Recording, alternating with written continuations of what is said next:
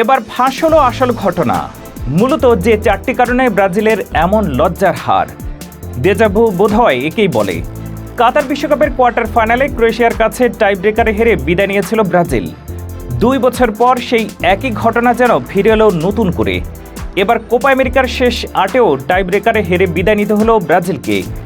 উরুগুয়ের বিপক্ষে নির্ধারিত সময়ে গোলশূন্য সমতা থাকার পর ম্যাচ গড়ায় টাই ব্রেকারে। বিশ্বকাপের মতো এবারও পেনাল্টি শুটআউটে ব্রাজিল হারল 4-2 গোলে। কিন্তু শিরোপা জিততে এসে কেন ব্রাজিলের এমন ভরাডুবি? কিভাবে একই ভুল করে ব্রাজিল? মূলত ব্যর্থতাটা আসলে কোথায়? ব্রাজিলের এমন হারের দায়ভার কার? সেই সূত্রেই ব্রাজিলের এমন লজ্জাজনক হারের 4টি কারণ তুলে ধরা হলো প্রতিবেদনের বাকি অংশে। প্রথম কারণ হলো ভিনিসিয়াস জুনিয়রের অনুপস্থিতি। কোপায় চোটের কারণে নেইমার না থাকায় ভিনিসিয়াস জুনিয়রই ছিলেন ব্রাজিলের অন্যতম ভরসা। কিন্তু সেই ভিনিসিয়াসই গ্রুপ পর্বের শেষ 2 ম্যাচে কার্ড দেখে কোয়ার্টার ফাইনালের জন্য নিষেধাজ্ঞায় পড়েন। তার না থাকা ব্রাজিলকে বেশ ভুগিয়েছে। বিশেষ করে বাঁ প্রান্তে ভিনিসিয়াসকে ব্রাজিলের প্রয়োজন ছিল অনেক।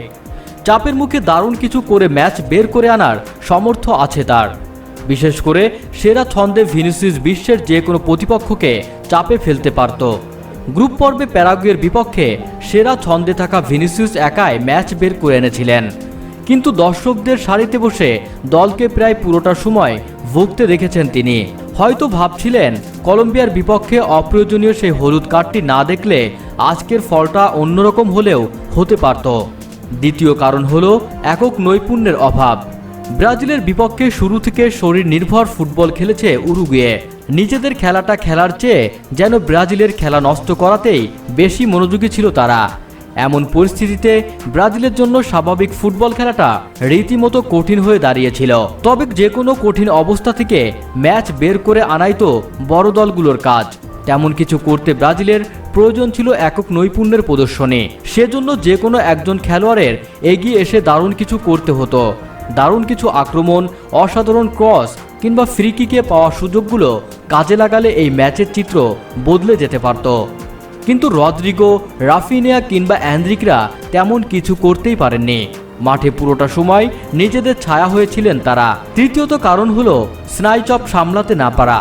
বিশ্বকাপে পেনাল্টি শুটআউটে ব্যর্থ হয়েছিল ব্রাজিল, কিন্তু গত 2 বছরেও পেনাল্টি শটে বিশেষ কোনো উন্নতি করতে পারেনি দলটি। এবারও পেনাল্টি নিতে গিয়ে স্নাইচাপ সামলাতে ব্যর্থ এদের মিলাতাও এবং ডগলাস লুইস। মিলাতোয়ের নেওয়া প্রথম শটটি ঠেকিয়ে দেন উরুগুয়ের গোলরক্ষক রোচেত আর ডগলাস লুইস মেরেছেন পোস্টে। পেনাল্টি শট আউট ভাগ্যের পরীক্ষা হলেও শেষ পর্যন্ত এটি আসলে স্নাইচাপ সামলানোর পরীক্ষা। সেই পরীক্ষায় সাম্প্রতিক সময়ে বারবার ব্যর্থ হচ্ছে ব্রাজিল। ট্রাইব্রেকারেই ভুগেছে ব্রাজিলের তরি। চতুর্থ কারণ হলো সমন্বয়হীনতা। কোপায় গ্রুপ পর্বের প্রথম 2 ম্যাচে অপেক্ষাকৃত কম শক্তির দলের বিপক্ষে ভালো সমন্বয় দেখিয়েছিল ব্রাজিল, কিন্তু কলম্বিয়া ও উরুগুয়ের প্রেসিং ফুটবলের সামনে সমন্বয় ধরে রাখতে ব্যর্থ হয়েছে তারা।